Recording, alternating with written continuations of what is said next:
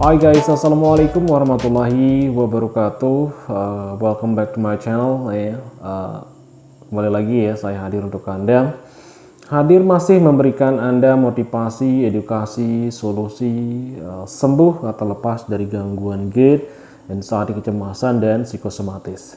Buat teman-teman subscriber saya semuanya tanpa terkecuali, saya doakan Anda segera sembuh ya, kembali sehat ya, kembali bisa hidup bahagia berkumpul bersama orang-orang yang terdekat di hati Anda semuanya. Dan buat teman-teman yang baru menemukan channel saya, perkenalkan saya Oji Tanjung, dan channel saya hanya membahas masalah gait, anxiety, dan psikosomatis saja.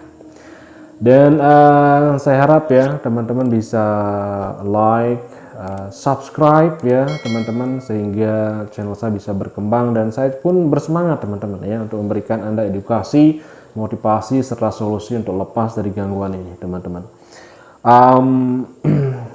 Perkembangan channel ya itu tergantung dari audiens atau penonton yang lain ya. Tentu saya berharap teman-teman bisa subscribe ya, untuk membantu saya juga ya untuk mengembangkan video-video saya ya. Dan tentu kita di sini saling membantu teman-teman ya. Well, terima kasih sebelumnya teman-teman ya. Nah, di pertemuan kali ini ya, saya akan membahas mengenai bagaimana kita menjalankan puasa di bulan suci Ramadan ini ketika kita masih mengalami gangguan gait, anxiety, dan psikosomatis. Pertama ya yang harus Anda lakukan, Anda harus melihat dulu kemampuan teman-teman. Kemampuan Anda,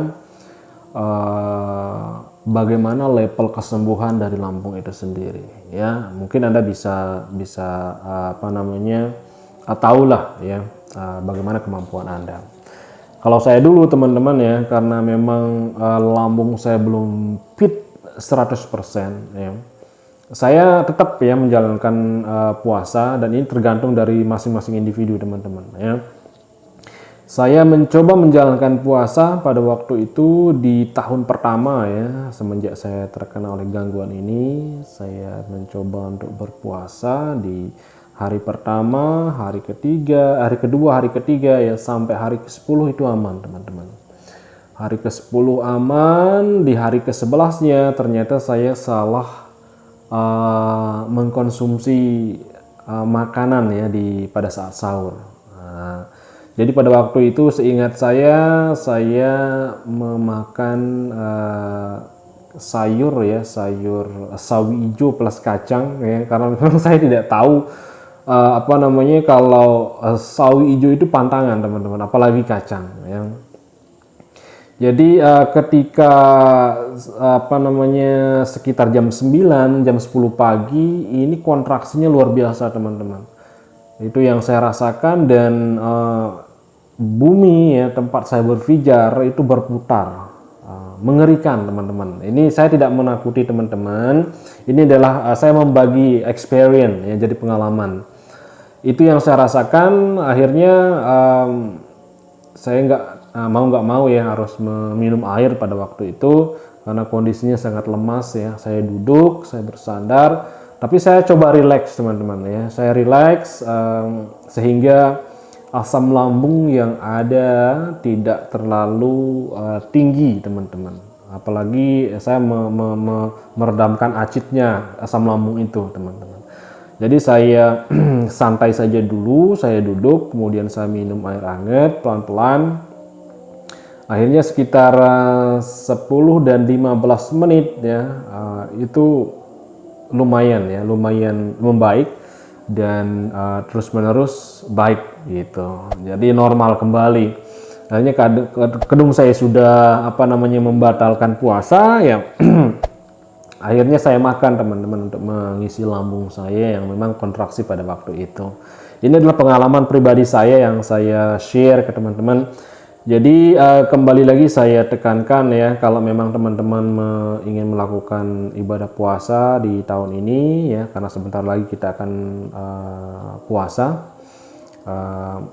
Anda lihat dulu kemampuan ya, kemampuan Anda, keadaan Anda. Kalau memang mampu Anda lakukan, lakukan ya. Kalau memang tidak, Anda juga bisa tidak lakukan, dan tentu bisa mengganti puasa ini di hari-hari yang lain teman-teman ya, di luar bulan Ramadan juga bisa teman-teman. Atau kalau seandainya memang Anda tidak bisa berpuasa 100%, even Anda menggantinya ya, di aturan kita sebagai umat muslim ya, kita juga bisa membayar fidyah teman-teman ya. Tentu ada aturan-aturan yang mungkin bisa teman-teman searching, aturan bagaimana mengganti puasa dengan cara berfidyah tersebut ya. Well, di sini ya saya akan sampaikan kepada Anda metodenya ya, metode bagaimana kita melakukan puasa ketika di bulan Ramadan sehingga berat badan kita tidak turun drastis teman-teman. Karena pengalaman saya lagi di tahun kedua teman-teman ya, di tahun kedua seperti itu, dan itu juga ya sekitar 15 hari saya sudah berpuasa, dan di hari ke-16 saya ada job teman-teman. Saya ada job keluar, saya ke Gili pada waktu itu ya, ada pulau ya, pulau wisata. Saya ke Gili karena ada klien yang harus saya layani, ada tackle ya. Jadi pada waktu itu saya berangkat aktivitas. Begitu saya menunggu kapal ya, pada waktu ini jam pulangnya teman-teman, pekerjaan sudah selesai. Jadi pas pulangnya saya menunggu schedule kapalnya untuk berangkat ke pinggir ya. Pada waktu itu saya duduk santai di tempat menunggu.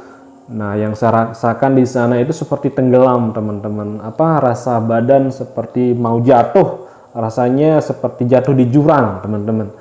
Nah, itu saya lumayan panik ya, lumayan cemas karena pertama saya jauh dari rumah. Kemudian saya di situ sendiri ya, tidak ada teman, jadi aneh aja gitu kan perasaannya. Mungkin makanya saya tahu apa yang menjadi permasalahan teman-teman ketika teman-teman mencoba untuk melatih mental ya. Saya meminta teman-teman untuk terus keluar rumah seperti itu. Jadi ini yang saya temukan pada waktu itu ya. Akhirnya saya batalkan juga di sana. Saya beli air di minimarket pada waktu itu.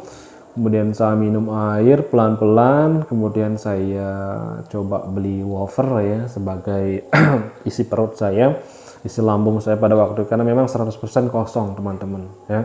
Dan perut saya pun pada waktu itu konstan ya, bunyi terus teman-teman ya. Akhirnya saya batalkan pada waktu itu. Nah, jadi karena akibat puasa yang memang kita hanya makan itu di malam hari dan siangnya itu kita tidak makan, akhirnya BB saya turun teman-teman ya. Saya sudah sampaikan di video sebelumnya, BB saya pada waktu itu dari 80 turun drastis ke 54 teman-teman. Jadi keluarga pun bertanya, kakak saya pun bertanya, ini kenapa gitu, kok nggak cerita-cerita, nggak berbagi ya, seperti karena memang saya tidak mau berbagi. Itu juga kalau saya berbagi mereka tidak akan paham masalah gangguan ini teman-teman. Ujung-ujungnya mereka akan menakuti ya. Jadi bukan menakuti, artinya kalimat-kalimat yang mereka akan keluarkan itu seolah-olah itu masuk di pikiran, dan itu akan kita pikirkan terus teman-teman. Akhirnya dipikir-pikir asam lambung naik kembali gitu ya. Jadi saya hanya menjawab ya saudara saya pada saat dia bertanya ini gimana ya, saya jawab aja saya punya gangguan ini, saya sampaikan seperti itu, dan tidak melebar kemana-mana ya. Dan memang dia katakan saya pada waktu itu kurus teman-teman, karena memang tulang saya aja kurus teman-teman, serius ya. Mungkin suatu saat saya akan lampirkan foto-foto saya dulu ya, karena memang foto-foto saya dulu saya nggak pakai baju teman-teman ya, sengaja saya foto di perkembangan BB saya pada waktu itu.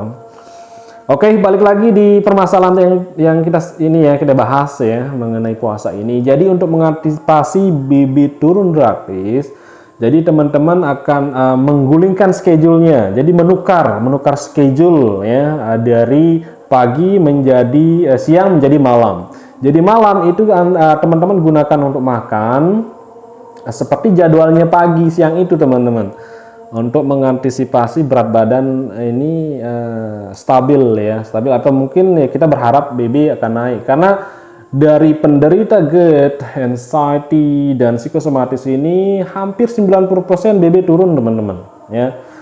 Nah, jadi untuk mengantisipasi itu ketika kita berpuasa apa namanya, di malam harinya ya, misalnya di waktu berbuka puasa kita sudah mulai makan tuh di maghrib ya, di maghrib, awal maghrib, kemudian setelah maghrib nanti Anda makan lagi gitu loh di jam-jam 10, jam 11 kalau mau lapar di situ. Itu hitungannya 4 jam ya, saya sudah sampaikan di teman-teman yang lain, hitungannya 4 jam, setelah 4 jam makan lagi seperti itu sampai dini hari ya. 4 jam Anda makan lagi teman-teman, jadi terakhirnya itu Anda makan pada saat sahur, hitungannya 4 jam 4 jam, intinya seperti itu teman-teman. Jadi malam hari itu Anda gunakan untuk aktivitas makan-memakan jadinya ya, biar badan tidak ngedrop, BB-nya tidak ngedrop. Nah, di siang harinya Anda bisa melakukan ya aktivitas kecil ya, karena kita sudah tidak makan di situ teman-teman ya. Kita meminimais tenaga yang keluar teman-teman ya. Kalau mungkin yang saya lakukan ya tidur teman-teman, tidak mau kemana-mana ya, cuman aktivitas kecil pada saat awal pagi, dan selainnya itu saya gunakan untuk istirahat teman-teman ya. Jadi dirubah malam jadi siang seperti itu. Nah, itu yang saya lakukan metode tersebut ya. Semoga teman-teman yang ingin melakukan ibadah puasa atau yang kondisi lambungnya ini sekitar 90% sembuh, teman-teman bisa melakukan puasa ya. Tapi kalau memang kondisi lambungnya masih di bawah itu, lihat kondisi. Kalau memang kondisinya baik silahkan lakukan, kalau tidak mampu ya sudah, kita bisa mengganti dengan puasa yang lain teman-teman, atau mungkin kita bayar fidyah sesuai dengan apa yang saya sampaikan tadi. Banyak cara ya untuk kita metode-metode yang lain ya untuk kita gunakan ya, tapi salah satu ini yang saya lakukan pada waktu itu. Bagaimana bisa puasa jalan, kemudian BB tidak turun teman-teman ya. Jadi stabil semua, puasanya jalan, kemudian lambungnya juga, pengobatan lambungnya jalan. Jadi seimbang teman-teman, seperti itu. Saya harap apa yang saya sampaikan ini teman-teman bisa paham ya, paham 100%. Kalau emang belum paham silahkan komen di bawah. Insya Allah saya akan jawab, karena memang 100% ya teman-teman yang bertanya, saya usahakan saya jawab ya, dan jawaban saya pun tidak nanggung-nanggung teman. Kalau memang teman-teman yang ini saya jawabannya panjang teman-teman ya, jangan heran, saya akan jawab terus sampai teman-teman itu paham dan mengerti apa yang saya maksud ya. Jadi di jawaban saya di komen box itu panjang teman-teman, biar teman-teman paham, mengerti sekali lagi, dan tidak akan memikirkan lagi pertanyaan, karena memang sudah ada jawaban yang Anda dapatkan. Karena dulu ya seperti pengalaman ya, kita sudah bertanya, apa yang kita alami kita tanyakan, tapi ujungnya kita tidak dapat jawaban ya. Nah, di situ kan kita berpikir lagi ya, memikirkan hal-hal yang sifatnya ya seperti tabu lah, kita nggak tahu jawabannya, jadi pikiran kita main seperti itu, jalan ya memikirkan hal itu, akhirnya lah asam lambungnya naik lagi teman-teman. Saya tidak mau teman-teman terperangkap itu, makanya saya usahakan untuk menjawab komen-komen teman-teman ya. Terus dan yang mungkin ya yang Anda rasakan seperti air liur yang lengket ya, awal-awal saya terkena GERD memang pada waktu itu seperti itu ya. Kemudian dada panas ya. Sekali lagi ini saya tekankan ke teman-teman yang banyak yang komentar di sini, untuk kita penderita gangguan GERD, asam lambung, anxiety, kecemasan ini, sekali lagi saya sampaikan ya, jangan tidur sejajar begini teman-teman. Teman-teman harus miring begini ya. Jadi di atas kepala bawah badan ini posisinya tinggi ya, dibandingkan di jalur di bagian kaki di bawah gitu. Jadi yang Anda harus lakukan itu rubah dipan tempat tidur Anda atau spring bednya, diganjel aja teman-teman.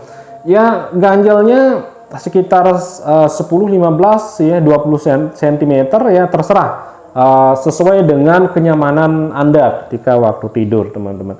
Jadi itu yang saya terapkan dulu. Ini hanya untuk mengantisipasi reflux asam lambung pada saat kita tidur di malam hari teman-teman, karena kita nggak sadar otot esofagus kita ini terbuka teman-teman, ya terbuka, dia tidak menutup. Akhirnya cairan asam lambung ini ketika kita tidur dia akan keluar dari lambung ini di jalur kerongkongan. Jadi kita akan meredaks asam lambung itu kembali ke kerongkongan. Jadi kalau kita posisinya begini, ya dia akan mudah keluar teman-teman. Makanya saya sampaikan sekali lagi, tidurnya begini ya, seperti tempat tidurnya di rumah sakit lah, seperti itu teman-teman ya. Atau mungkin teman-teman bisa menambah bantal, tapi saya tidak rekomendasi itu teman-teman. Tapi kalau memang teman-teman nyaman, silahkan lakukan itu. Bantal 3-4 ya apa-apa. Tapi dulu saya menggunakan itu, leher saya sakit teman-teman, sampai nggak bisa noleh ya, sakit lehernya. Makanya saya sampaikan berkali-kali, pakai tempat tidurnya itu ditambah lah ya, pakai batu bata boleh, kayu-kayu bekas boleh, atau tumpukan buku yang tebal juga boleh teman-teman. Asalkan tempat tidurnya itu ya di bagian kepala sama dada ini dia meninggi sekitar 10, 15 atau 20 cm, atau tergantung dari kenyamanan teman-teman ya. Baik, saya pikir video ini cukup clear ya. Jadi kalau memang ada pertanyaan, silahkan di comment box ya. Insya Allah saya akan jawab. Semoga, saya doakan semoga teman-teman bisa sembuh teman-teman. Ya, ini yang saya harapkan. Anda bisa hidup bahagia kembali, bisa berkumpul sama anak istri, suami istri, ya seperti itulah keluarga-keluarga yang lain ya. Jadi tidak merasakan sensasi lagi teman-teman. Semoga, amin ya rabbal alamin. Maafkan kalau ada kata-kata yang salah ya, penyampaian saya minta maaf sebesar-besarnya. Wabillahi taufiq wal hidayah. Wassalamualaikum warahmatullahi wabarakatuh.